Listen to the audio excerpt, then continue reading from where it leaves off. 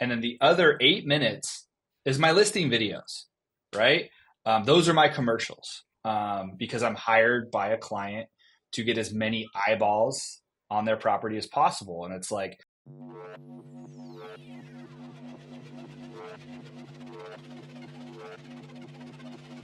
Ladies and gentlemen, welcome to the walkthrough, the most underrated, valuable marketing show in podcast and real estate history. I am Eric Simon, also known as the Broke Agent, and I am joined here by Jason Cassidy. Jason, how are we doing That's today? the only AKA we get from now on. After you've heard all the YouTube comments. Look, Rick, we look at the feedback on the show. At the beginning of every show, I would do nicknames, I would do AKAs. 80% of the comments hated them. They said it took too long. So I have gotten rid of it. I'm a man of the people. I don't want to piss people off. I thought it was a fun little bit. Apparently it's not. So we are joined here by the real legend, Rick Lee, the hyper-local Long Beach legend. How you doing, Rick? I'm good, man. Hey, you're letting people on the internet bully you? I'm very surprised. I loved the nicknames. Well, thank you. I appreciate it. Not bullying. It's just feedback, just like anyone here. This is a good content lesson for people. If you are asking for feedback, which I was on the last episode, and people tell you that they want the episodes to go in one direction as opposed to another, it's important to listen to. I don't want to start a show with a bunch of fluff like I'm doing right now. Yeah. I had someone tell me that I had someone tell me that I yell too much in my videos and I block delete. And I was like, all right, whatever. Yeah. See, that's sensitivity to feedback. I'm actually taking the feedback.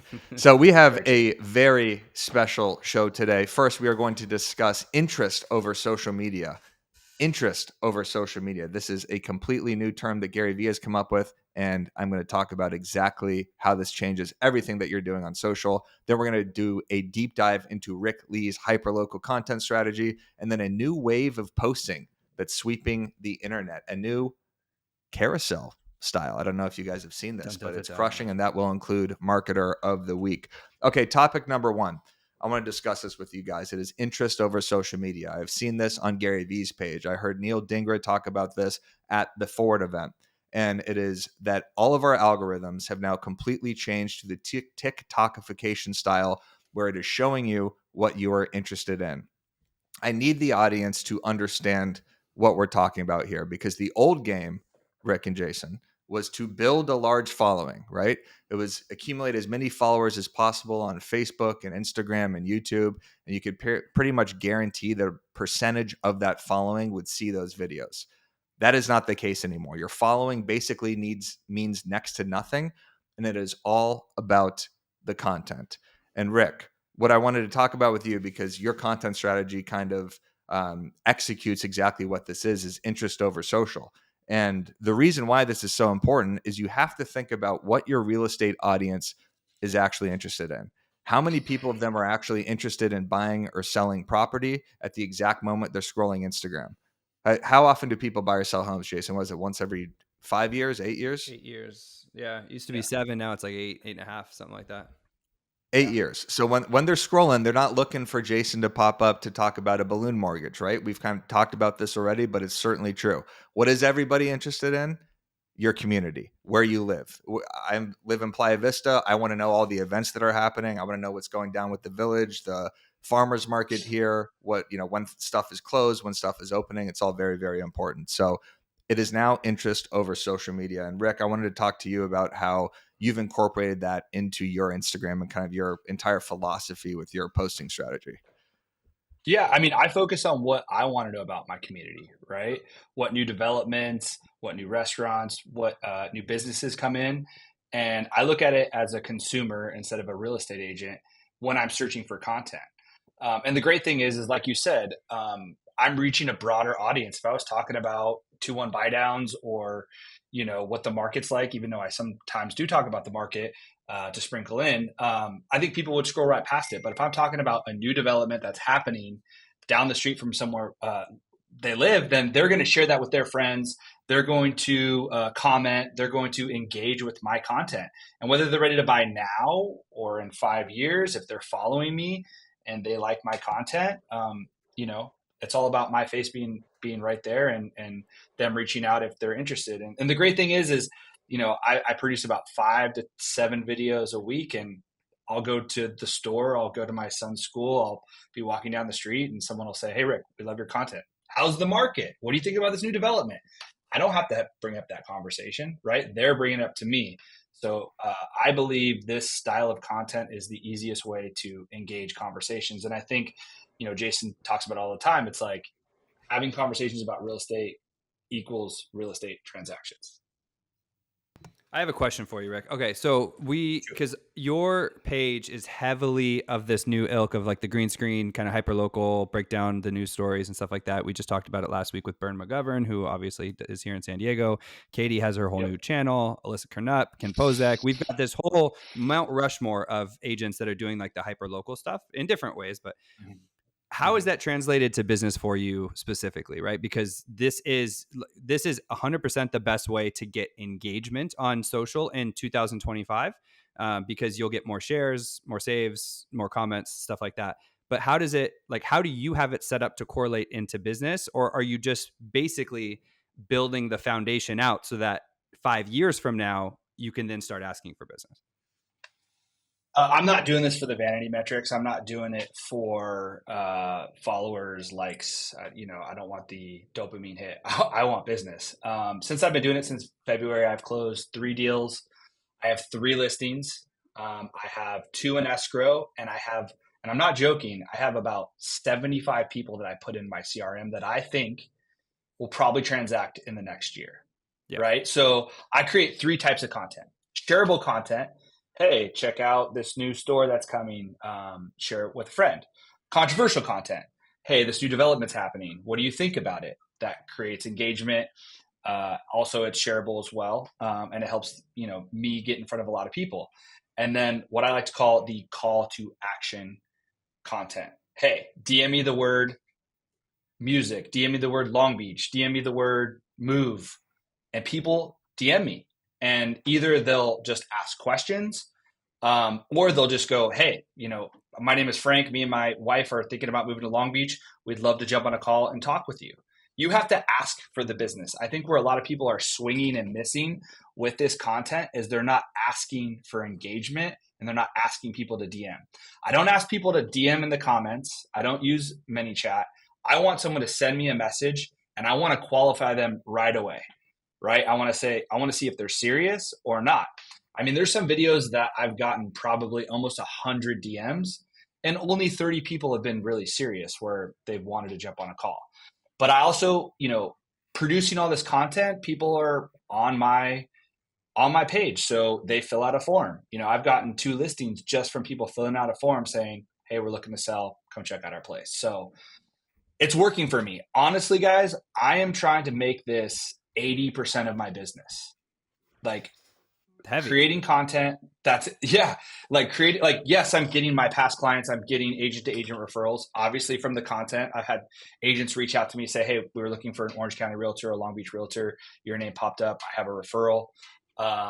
But agent to agent referrals, and then also touching my sphere. I mean, I've had friends that I went to high school with that I followed on my real estate page that never followed me back, that are now following me and sending me messages saying, "Hey, Rick, dude, when we're ready to buy, we're going to call you." So I think it's very important to not just ask for business 100% or ask for a DM, but if you sprinkle that in 15, 20%, you're going to get people to send you a message, and you have to give them a word. If you just say DM me, they don't know what to say.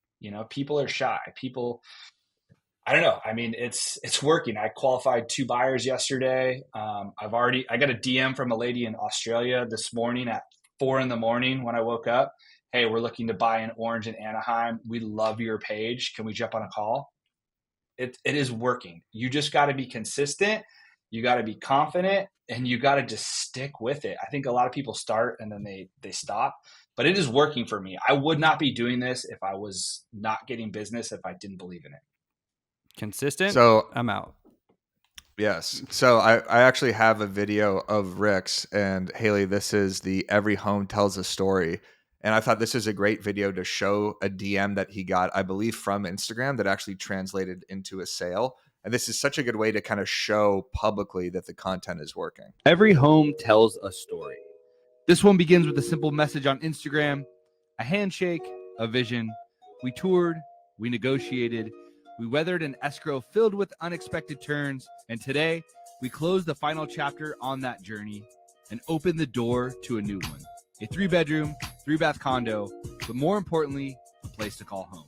Grateful to guide the process, even more grateful to witness the moment it all came together. Can you pause it and keep the caption on top there? So what I thought was brilliant about this video, Rick, is that you're showing the strategy working in real time. You're showing that people are actually messaging you on Instagram, which probably encourages more people to message you on Instagram, showing that it's possible that all you have to do is send Rick a message. And look, this person saw, what does it say in the caption? 15 homes. You weathered this difficult escrow. You're showing pictures of the happy client, the emotions running through. So it's like, okay, this actually is attainable for the average follower to message you, right?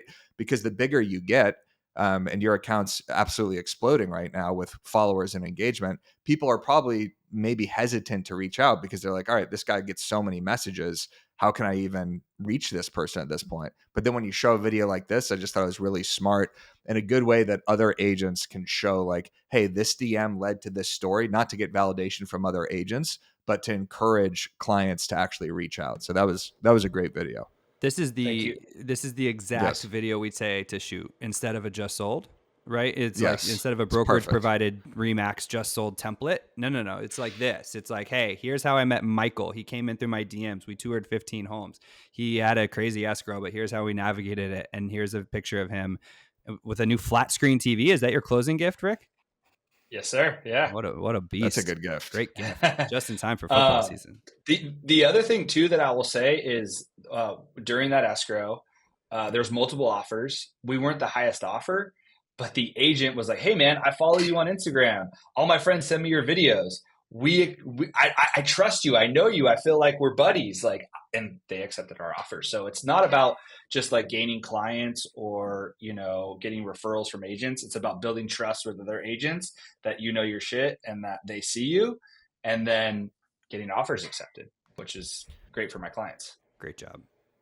Great job. I have another great video from Rick, and this is like how to execute a housing market update that actually captures your attention and keeps it throughout the entire video. Notice the moving of video throughout this. It's really, really good. The Long Beach housing market just gave us a reality check, and the numbers are not what most sellers want to hear. Prices have barely moved, but buyers are shelling out more per square foot. The median home price slipped just $3,500 since June, basically flat, but the average price per square foot up over 3%. That means smaller homes or move-in ready properties are still commanding top dollar. Here's where it gets messy. Sellers are cutting prices more than ever. Over 37% of listings saw price drops by the end of August. On top of that, days on market jumped 60%. Homes are sitting longer, buyers are getting leverage, and sellers are adjusting expectations. So is this the start of a buyer's market or just a late summer slowdown? Share this with someone watching Long Beach real estate and DM me the word LB buy to jump on a call to discuss your next move. So what's really cool about what's so funny, Jason? Just the newscaster voice I just got out of Rick there. He's like, Yeah. share this with someone for your next move. Exactly. It is newscastery. But what's brilliant about those videos is there's constant action at the bottom. So most housing market updates suck, right? Whether it's a carousel post or if you did that without the action at the bottom, I bet that video performs 90% worse than it would with all that action because you're kind of just watching it. You do this with another thing where you're talking about Angel Stadium. You show pictures of Angel Stadium and it's constant movement. How do you film those where it's if you're watching on Spotify, head over to YouTube because it's Rick's face up top. He's giving the update, and at the bottom there's video and B-roll being played. How do you go about filming those? So, well, I've been capturing content ever since I started being an agent in my Dropbox. So I have every city for when I did YouTube before, and I still do YouTube. But so everywhere I go, if I'm going to a restaurant, if I'm going to the aquarium, if I'm going to a pier, I'll use my phone and I'll just shoot B-roll. But most of that stuff is drone footage. When I got my real estate license, I did get my Part 107 license, so I have a drone. And I go out randomly and I'll shoot different cities just to use for B-roll. And it's all organized in a folder labeled by city and area.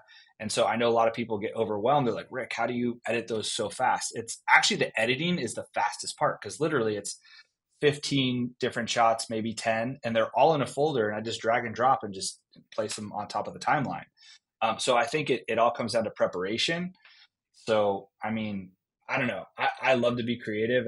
That's, something I'm passionate about. And so I want to make everything better. Like when I first started doing the green screen videos, it was just green screen, right? And then I would follow other content creators, and I saw kind of the split screen with the visual hook. And so I'm just trying to improve my content every single time, whether it's my pacing, my visual tone, the scripting, which I think is the most important part. I'm just trying to get better every day. What sort of platform do you edit those on? CapCut. That's CapCut. Okay, so you could That's just CapCut. upload video. Okay, so yeah, everybody listening, this is super simple. If you have B-roll, you just upload CapCut, and then that's what separates it too, where you could be up top and the videos are at the bottom. Yeah, I shoot my content, and then I drop it to the bottom, and then I like to split it in half, because I like to shoot widescreen instead of vertical, and so that allows me to kind of still have a lot of footage. And I told you, I'm happy to jump on School and do a breakdown of how I edit these things. I think people overcomplicate it or just get overwhelmed, when in reality it's very simple if you put in the preparation before. Yeah. And that's a great transition to join School, join the BAMX membership, because we do trainings like this and live office hours all the time. Plus you get your weekly content every single Friday. Jason, do you like that style with the video playing at the bottom? It's kind of like when you're watching TikTok and there's a video game at the bottom. Yeah, I've always, but then it's like a Theo Von clip. The first time I noticed that, like I was watching TikTok or Instagram, and then I was like, why are they doing that? Because obviously I had millions of views, and I'm like, oh, it's just keeping my visual going while I'm listening to whatever.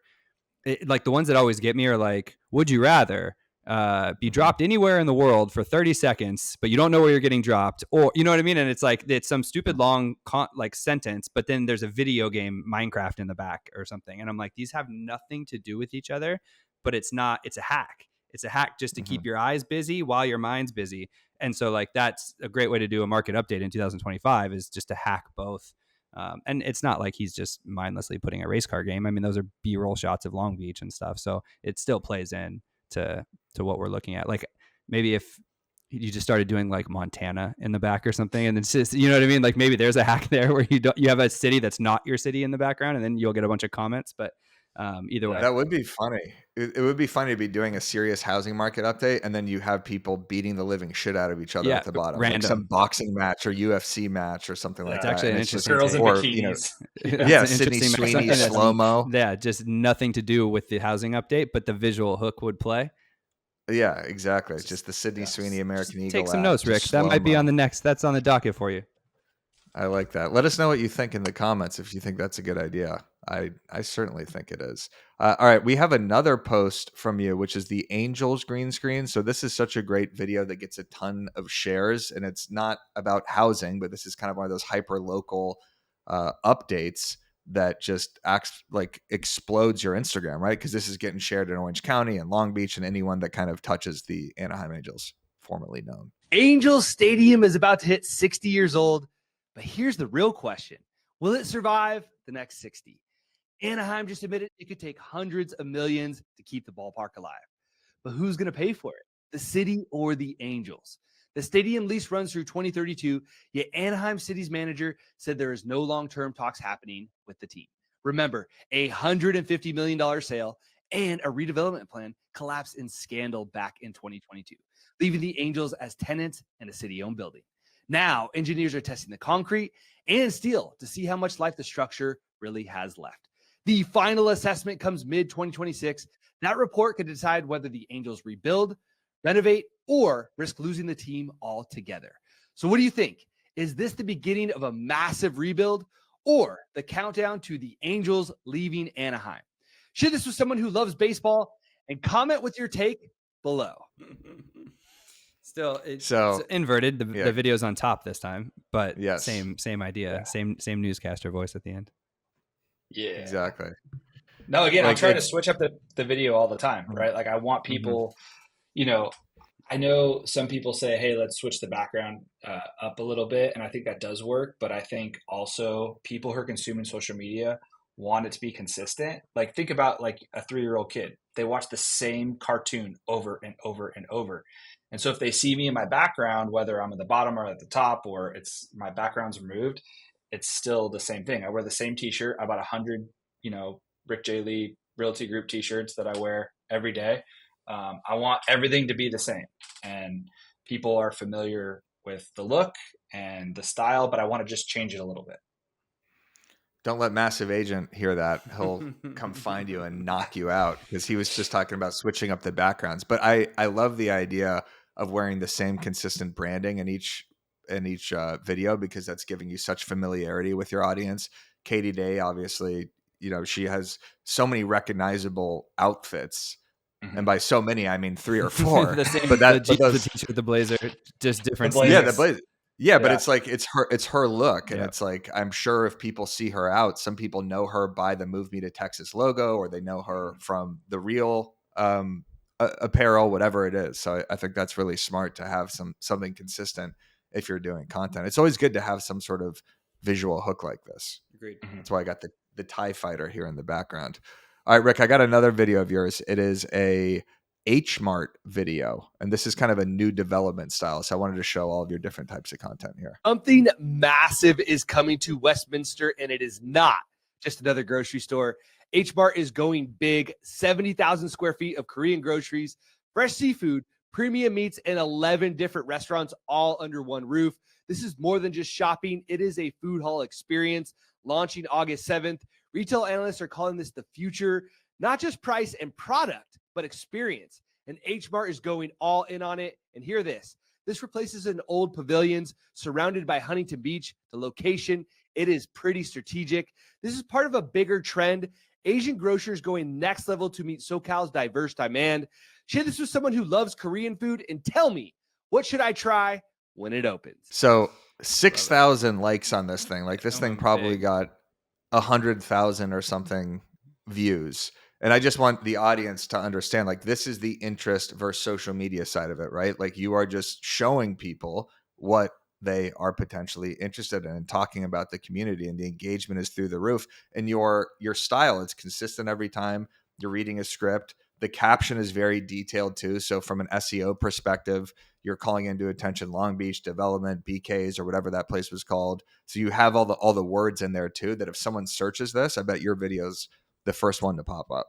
All right, let's take a quick break from the hyper-local Rick Lee content strategy and put you onto something that's really helping agents dominate online, and that is experience.com. If you haven't heard of it, this is a platform that gives real estate agents a free profile that boosts your visibility in Google search and maps. We're talking 93% of users showing up on the first page of Google. You have to claim your free profile. It's in the link in the description. So from one dashboard, you can manage your entire online presence, collect and showcase reviews, track customer sentiment, and even share client feedback straight to social. And did I mention, folks, that this is gamified because reputation management is way more fun when there is a scoreboard. So if you want to show up higher, if you want to look better online, and you want to actually control your digital reputation, hit the link in the description to claim your free profile. Yeah, and it did well on TikTok too, right? It did well on TikTok. Yeah. But yeah, I mean, my day starts every morning by either going to the gym and listening to your guys' podcast, or Brian. Nice. Great listening. Great workout mix. Yeah, exactly. And then I come home and I obsess over the video, right? Like I just want to make sure that I'm delivering value. It's not about me delivering, and getting business. Like I want people to connect and just like be entertained, right? That's why I put on a little oomph and newscaster voice or whatever. It's like if I was very, bland, I just don't think I would get as much engagement. I want people to know that I'm passionate about it. Like I grew up down the street from that H Mart place, right? Like I used to go to that pavilions. Like it's something I'm passionate about, and also connecting with, like, the other thing I focus on is connecting with different communities, right? Like there's certain people that love to go to those H Mart, grocers, right? Like I don't want to just talk about one thing or one city. Like, I want people to look at me and go, this guy knows a lot about real estate in the South Bay and Long Beach, Orange County, South Orange County, sometimes, Riverside County. Like, I just want people to look at me and be like, dude, this guy's the expert. Yeah. And that goes back to the interest over social too, is it's something that you're actually interested in because you grew up right by there. So you're more familiar with the topic, and the passion kind of comes out through that content. Something else I wanted to break down is you sent us a voice memo that said that you look at your Instagram as a commercial, and it was like an 80-20 breakdown. TV show. TV show. Yeah. Can you explain that to us? I thought it was a great way to frame how people should look at their content. Yeah. So the hyperlocal content is, the TV show, right? So when you produce a TV show, it's usually 30 minutes. 22 minutes of it is the content, whether it's Sons of Anarchy or Monday Night Raw or whatever. Like, there's a big chunk of it that's the actual content that people want to see, right? And that's why I do the hyperlocal content. They come to my page, they follow me, they get connected, the algorithm feeds my stuff, and then the other 8 minutes is my listing videos, right? Those are my commercials, because I'm hired by a client to get as many eyeballs on their property as possible. And it's like, before I was doing this hyperlocal content, I would get maybe 1,000 to, I don't know, maybe 2,000 views. Now I'm getting at least 10,000 without paying. And, I don't boost anything. This is all organic, shares, likes, comments. That's creating, that's showing it in people's feeds. And I used to do, DM me the word, Huntington Beach, or DM me, sale or whatever. And I would get no DMs. Now I'm getting people that come to the open house like, hey, we saw your video on Instagram. We wanted to come check out the property, and it's working. It's working. Most houses are getting what? I don't know, Jason, you could tell me, 500 to 1,000 views on Zillow, when now my videos are getting 10,000 plus. So, again, it's about my clients and being able to provide a service that, I can quantify. Yeah, I think the hype. Yeah, go ahead. For years, we always kind of said that YouTube and TikTok were the interest-based algorithms. They're going to feed you what those platforms think you want to see, and less about, you didn't follow people as much. Sometimes, like, you could subscribe to the YouTube channel or whatever. But whereas Facebook and Instagram, it was more about who you followed. But over the last year, 18 months, Instagram specifically has been pretty upfront that they're switching over to be like more like TikTok with the interest-based first. And so, like, maybe one or two people can get away with like a get ready with me or mini vlog about my day, a me based post, but they don't perform as well as the city based post, right? And so, like, that's why those pages are crushing right now. But the thing is those people still, every fifth post, like Rick says, is about his story about how he met Michael or a listing or something like that. So they still know he's in real estate, Ken Pozek, right? Like, they're all talking about what's happening in their city, but the people still know that they're real estate agents too. So the game has completely shifted from look at me posts to interest-based posts. And most people care about their city. So that's just low-hanging fruit, just super easy to do. So good job. A rising tide sinks all ships. Now, what's the phrase there? A rising tide lifts all ships. So with Rick's content, the hyper-local content is getting so many views that then his commercials, his listing videos, are getting way more views because they're already engaged with his content. They just like the video of Angel Stadium. Guess what? When Rick's listing video pops up, because they've already interacted with his old content, even if it doesn't interest them, they're going to watch it probably because now they have a familiarization with who Rick is. How many followers do you have, Rick, now on that channel? That page? It's my own page. It's almost 40,000. Okay, so that's the thing, right? So, like, I always operate under the rule of 10%, right? So if it takes about 10 leads to get a great client out of there, and it takes about 10 clients to get a deal, give or take, those numbers can skew.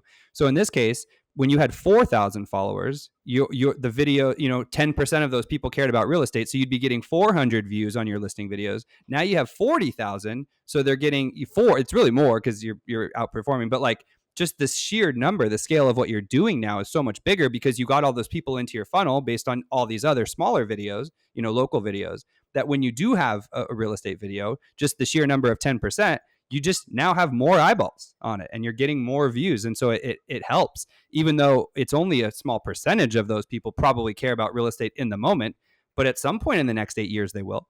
And how do you get them to think of you versus going to Zillow or Google? Is you just do these videos 5 times a week, every day for the next 5 years. Yeah, and on my analytics, only 30% of my followers usually see my videos, right? It's mostly showed to For You or whatever. And the other thing that I want to talk about is, my followers are super important in the sense of like, I don't want anyone that's fake or from Russia or whatever. So I downloaded a Russian keyboard. I typed in every Russian thing and I deleted everyone that looked like a bot. And if anyone sends me a message that says like, Jesus. hey, I'm an editor, I want to help you, or I'm trying to sell you, I'm like, block, delete, because my algorithm and my reach is way more important than having 100,000 freaking followers. And I'm passionate about that.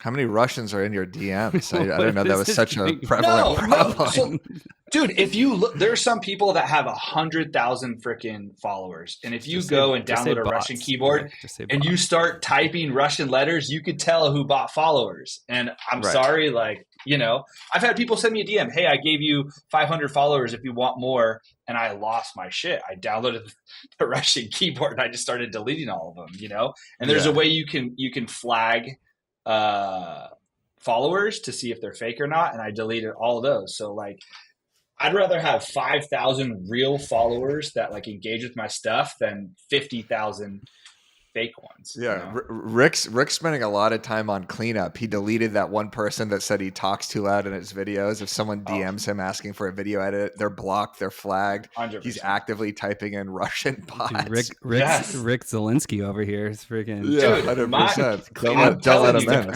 huh? I am passionate about this. I am seeing it work. And, obviously things take time, whether you're door knocking, you're doing Zillow leads, you're doing this, that, and the other thing. You get business, maybe, the first couple months, but I think next year, Q1, Q2 is going to be insane because the market's going to change, but also because I have connected with so many amazing clients. I've got them in my CRM. I'm reaching out to them. They're seeing my Instagram video over and over and over. And I can't wait till next year. I'm just salivating at what's going to come. And I believe in it. And if anyone ever has any questions, you can send me a DM. I'm happy to give you my take on how this has changed my business. Yeah, we believe in it too. That's why we're having you on. Also, I want to discuss something briefly that I also heard Gary Vee say. So I've been diving back into Gary Vee content. I feel like I took a break for a couple years just because you kind of hear it and it's just like, it's the same thing over and over. But because of this huge social media shift in AI, he's popping up way more in my algorithms because I'm interested in it. He talks about the importance of throwing off speed pitches with your content. And if you're not a baseball fan, that means, curveballs, changeups when you're primarily throwing fastballs, how to trick the hitter a little bit. But basically your off speed pitch with your content is something that has nothing to do with what you're normally posting. So say you post a bunch of real estate content or hyper local content, and then one day Jason takes his kids to the aquarium and he just does a video about taking his kids to the aquarium, or he does a video about how he's a big Giants fan and he loves the Giants and he was there in the 2014 World Series, whatever.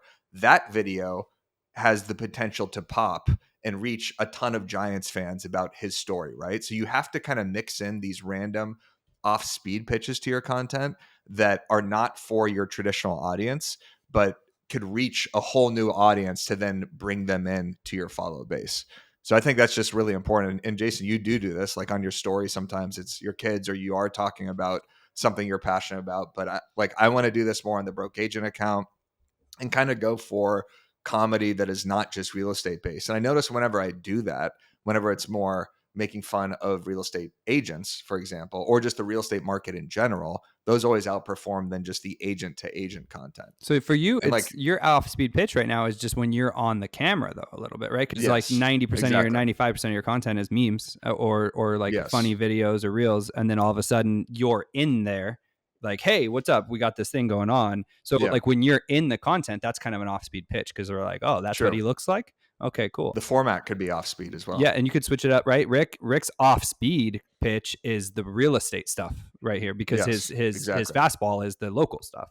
But then you can the best pitchers have 3 or 4 pitches, not just 2, right? So like being able to mix it up a little bit more So like if all of a sudden we saw lug nuts and you playing right when you crossed over lug nuts and shot a shot, like that's like a third off speed pitch because it's you being 100%. personal, not just you Yes. pitching a broke agent thing. The cool thing about throwing off speed pitches is that your content stands out. And if you're an agent looking to stand out from the crowd, Reminder Media is a resource you have to check out. You get your own branded print and digital magazines, email newsletters, and social media content.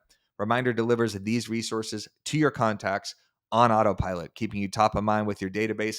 All you got to do is focus on your follow-up calls and watch referrals and repeat business roll in. Use the link below to check out Reminder Media. Lug nuts is my golden doodle, by the way. So I'm going to do an off-speed pitch with this. I've been buying Powerball tickets. By the way, dude, share that. The worst form of Share that. And I've got mine. Like it's like 1.4 billion right now, and everybody's kind of talking. It's up to 1.7 for Friday now. This is the worst form of gambling. I don't know if I mentioned this before, but I disagree. Like you lose immediately. Like when I'm watching a sports match, I could at least like see the progression of something where I'm like, okay, well, you know, I still need 2 more points to cover here. Maybe we could get an onside kick, whatever. With this, you just scan it and you lose. I disagree. There's no buildup. I disagree. Here's why. It's $1. Well, now it's $5. By the way, I don't like that little change. Well, it's not $1 when you buy 20 of them, but it's $1, and it gives you 3 days of envisioning what you could do with the money, and that's worth $1 for me. Agreed. I'm with Jason on that. Yeah, it is, and it's yeah. Go ahead, Rick. I was just gonna say, you know, back to the off-speed pitch. I think Gary Vee was 100% right, and obviously seeing you on camera, like, oh look, it's Eric here. But the off-speed pitch that I throw sometimes actually gets the most DMs. So I encourage agents, right? Like, so I might get only 7,000 views on a video, but I'll get 5 DMs with like serious buyers or sellers, right? So I encourage agents to make sure you're looking at your analytics, seeing where, like, for example, the 4 main places that I get, people that follow me are Long Beach, Huntington, Los Angeles, and Irvine, right? So I'm trying to focus on content that kind of hits those people. But if I do a market report, say on specifically Anaheim, I'll get, 4 or 5 people that will send me a DM that be like, hey, we're gonna move to Anaheim. We live in Los Angeles or we live in San Diego. So please, yes, the off-speed stuff does work, and don't just look at the numbers and think like, oh, it didn't hit well. It's all about the attention and the actual potential business. But see, Jason, Rick, go ahead. Yeah, go. Rick, you have an easy off-speed pitch in there because you guys do so much green screen content, a la Katie Day's Houston Unlocked, Burn McGovern, right? You guys have this. I'm on a green screen. I'm talking about the breaking news, but you also have the avenue for the Ken and Alyssa type content where it's still hyper local, but like you're in it. So like, let me go to this new secret spot. Let me go to this new coffee shop. So but you're on the camera. You could literally, it's the same mock-up kind of what you're already doing, but you're on the camera talking. So you still have that lane to go to too. You have a built-in knuckle curve right in there that you could easily implement. That's actually still within what you're doing, which is valuable. Tap into that. Yeah, I sometimes randomly pitches, folks. I'll randomly do like house tours as well, like just video house tours, and they'll do well because obviously they're different, so I encourage agents to incorporate that as well.